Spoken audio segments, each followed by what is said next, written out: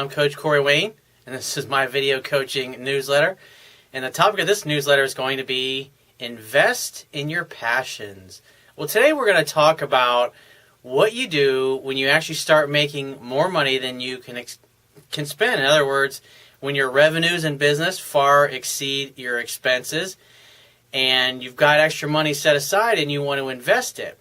Now, I'm sure you've seen plenty of documentaries on people, maybe professional athletes or professional entertainers or actors or actresses or business people who made a shitload of money, and they came from nothing, so they'd never really had any money first. Or you see people that win the lottery, and what do? They start, so-and-so comes on, oh, hey, I got this great idea for a coin-operated car wash. Another guy's like, oh, I got this great idea for a restaurant. And so what happens? I mean, this even happened to Billy Joel, who at the time was one of the world's, at least he thought he was one of the world's wealthiest entertainers, and he had was expecting to leave all this money for his kids, and then come to find out, here he is middle-aged, all his big, heyday of making money's behind him, and come to find out his former brother-in-law has pretty much cleaned him out because he just trusted him. And you see that happen a lot with people that make money. And I had an old buddy of mine, he always used to say this, he used to say, it's not how much you make, but it's how much you keep. And if you've ever had any friends or family or acquaintances or business associates who have made a lot of money, one of the biggest things that people who have lots of money, I'm talking when somebody sells a company for a couple $100 million and they walk away with a couple $100 million, the key is to know where to put that money and to put it into safe investments so you don't end up with nothing and become one of those statistics like you hear about in the media all the time. A lot of athletes do that. And so like what I personally have learned over the years, because I've had a lot of mentors, a lot of very, very successful people, way more successful than I have ever been. And one of my first millionaire inventors, I should say mentors, not inventors, but mentors when I think it was 21, 22, when I sat down. He had made all of his money in real estate down in South Beach. Very successful guy. His name was Robert.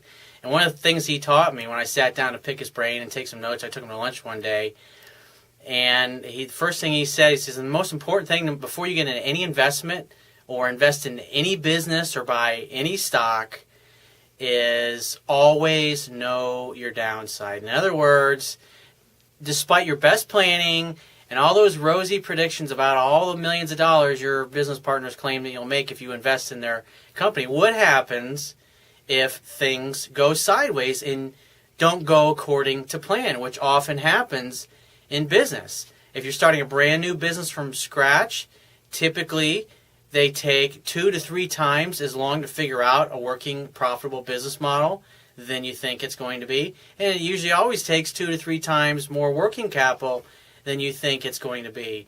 And what I found when I was younger is because I had nothing but one success after another, and so when I had started companies, I usually was able to get them profitable and within a couple of years of starting them. And so when you have a lot of track record with nothing but success after success after success, you expect that the next thing you invest in or the next business that you start is going to blow up and take off the same exact way. And that's, just like in business, when you're starting something, you got to make sure you do something you have a passion for, because when things get difficult, you just quit and walk away. And it's the same thing with investing your money. So the idea is if you worked very hard to make money, you don't want to just give it away or give it to people that are reckless or invest it with somebody who's always continually been broke since you've known them. The idea is to invest in something that you have a passion for, that you have an interest in, and preferably that you have a background, like me personally, because I've got a lot of background in real estate, mortgage, construction, finance. When the extra cash flow that I take from my business, I usually end up investing it in real estate. I'll buy fixer-upper, single-family homes. I bought duplex rental properties. And whenever I buy a piece of real estate, because I have a construction background, I'm going to buy something that's distressed. I don't want to buy something that's in perfect, like, new condition. Or I'll buy an empty lot, or a lot that has a functionally obsolete property on it, knock the property down and build something on it, rent it out, sell it, whatever it happens to be, because I really enjoy that stuff, because I know construction like the back of my hand. And it's simple. Buy low, sell high. The idea is to buy a piece of property, low enough to where once you add in your closing costs and your costs to fix it up and your expenses to sell it, your holding costs, the idea is that when somebody comes along, buys it, the end user is going to move it and live it and make it their home. You obviously want to have more money left over than what it cost you to sell it to them. And since I have a background in it, I have a lot of experience. I mean, I spent almost 20 years in the industry, a real estate broker, construction background.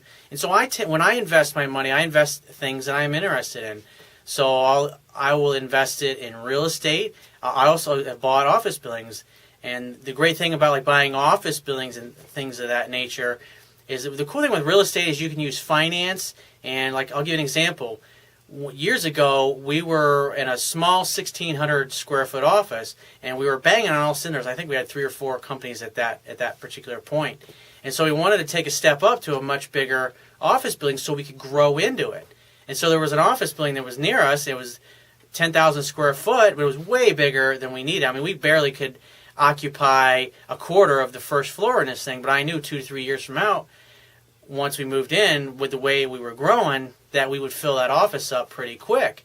And so what we ended up doing is, because we couldn't afford to buy that thing on our own, and so what we looked for was a seller who was having a hard time moving his property, but he had a lot of equity, and he was flexible on terms. Because we had some money to put down in a down payment, but we couldn't qualify for financing on our own, so what we did was what was called a lease purchase. And the nice thing about lease purchase is you can use that to tie up a large piece of real estate. In this particular case, the property was $1,950,000, I think, was what the price was that we ended up, I think, buying it for. Now the cool thing about it is every penny that we paid in rent got credited towards the purchase price. And so our monthly rental with tax and everything was close to $20,000 on it. So when you're paying $250,000 a year in rent and everything, and all that's getting credited towards your purchase price, you're basically financing the property rent-free. And so after 3 years of a lease purchase, I think we only put $70,000 down. We got the first 3 months free on our rent. So we put $70,000 down, and we were in there for 3 months. And by the time the 4th month came around, when we started actually paying rent, we had increased our business because we were able to increase our advertising, hire a few agents in that time, get them trained up, and get some money coming in to afford the bigger nut. And so what we did is we stepped up the rent, the monthly rent we were paying in year 2, and then year 3 was the biggest amount that we were paying. So by the time we actually closed on the building after 3 years, the money everything we put in renovation costs, we got credited back for that. Every penny we put down in our down payment, we got credited, and every penny we paid in rent got credited towards the purchase price. So when we actually went to put our own financing, I think we only owed $900,000 on the property. And so we ended up, after I think we held it 6 years maybe, I think it was. And so when we sold that, we had acquired a small house that because it had a really large lot, we made that the backyard part of the parking lot because we needed additional parking for it. And we ended up selling the whole piece of property. I think it was $2,550,000, I think what it was. So myself and my 2 partners, we each walked away with close to $500,000. And so in essence, it's we got to keep our business, and our office building basically became a way for us to get all of our rent back. And in a way, it was kind of like a savings account. And it worked beautifully. And that's the nice thing about real estate. By using either lease option purchase agreement or financing it, you can use leverage and have a small amount of money tie up a really large asset. But I had a passion for real estate. I had a passion for construction. And so that's why I took my money, invested in something like that. I also, when I personally would invest, I put my money into things like technology stocks, just because I'm fascinated by technology. I have a passion for it. I'm constantly reading about it. I'm always looking to see what's coming down the road 5, 10, 15, 20 years down the road to see what is coming. And if I see a CEO that I really believe in, I really believe in their company, I'll buy stock in it and I'll invest. And I usually do pretty good at picking entrepreneurs in the technology field who are going to do real well. But those are my passions. Those are things that I know about. Even though I worked in the restaurant business when I was younger, I hated it. I don't invest in the restaurant business. I've had people come to me over the years wanting me to invest in all kinds of fucking businesses. The funny thing is, once you start making money, it's amazing the amount of friends that you have, or friends, or people that kind of know, hey, I got this great idea for a business, or they want, if they know you're making money, they want you to give them a job, that kind of thing. And so that's why it's really important that you invest in your passion. So if you've got extra money, the idea is to put your money in the things that you know. Like, I'll give you an example.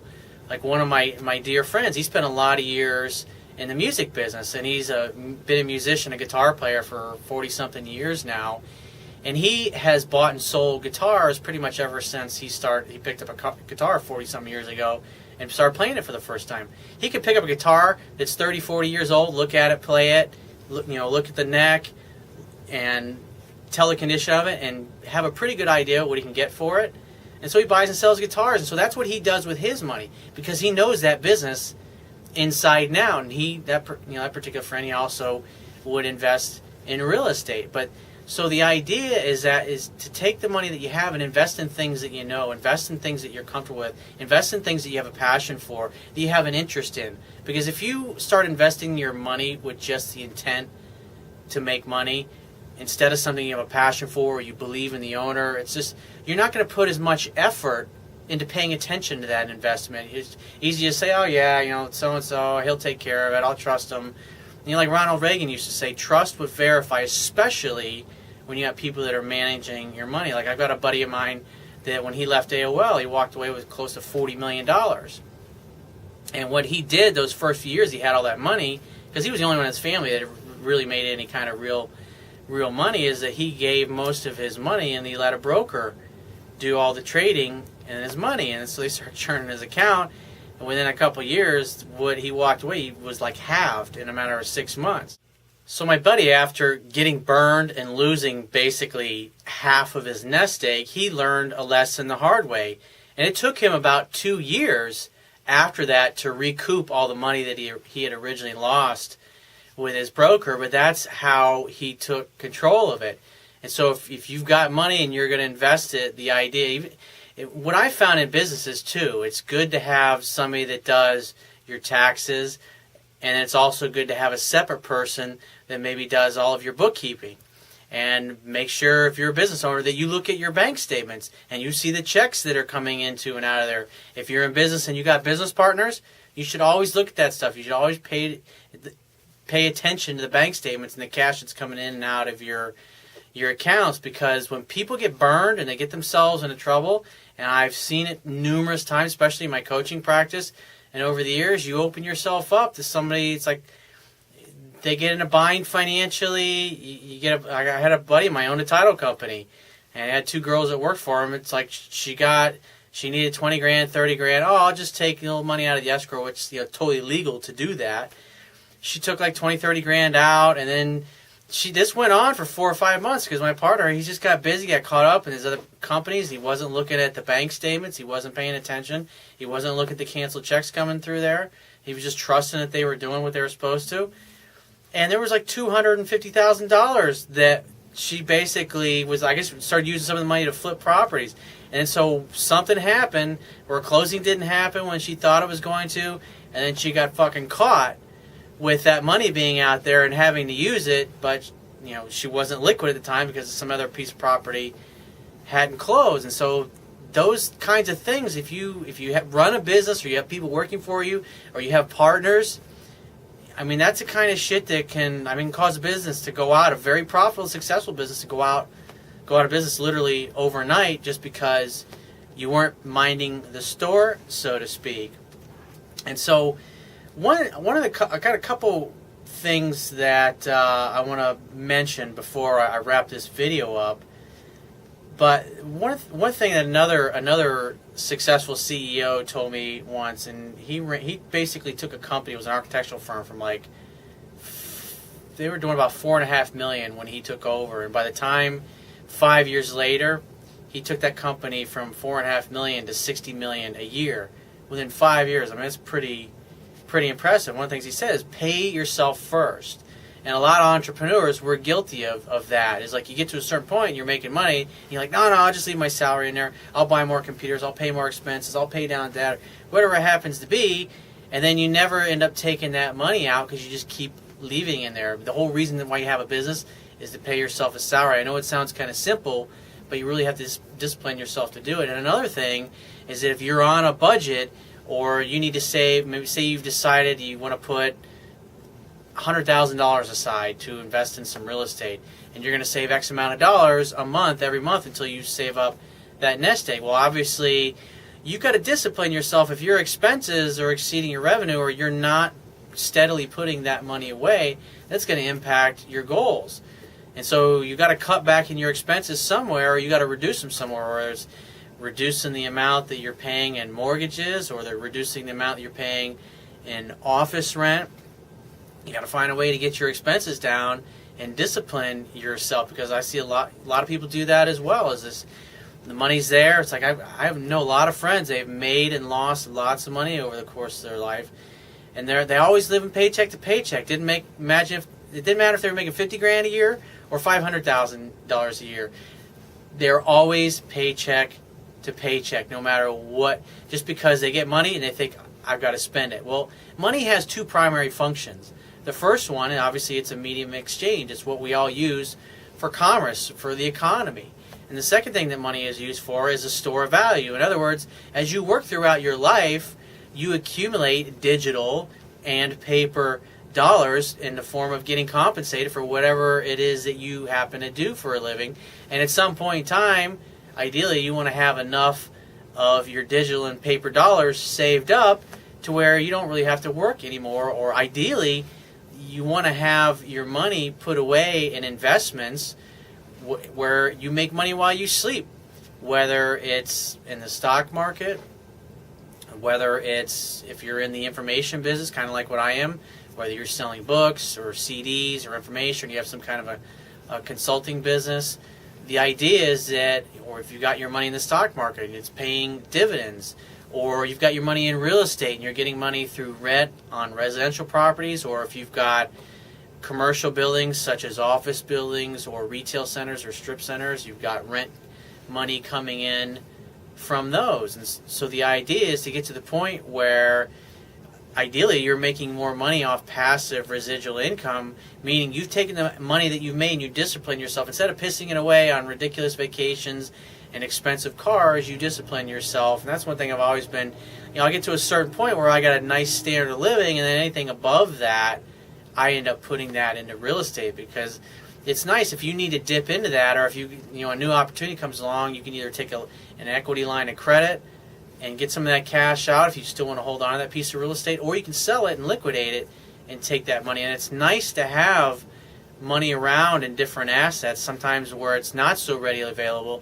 so you're not tempted to go and buy that money, or to take that money and spend it in places that you shouldn't.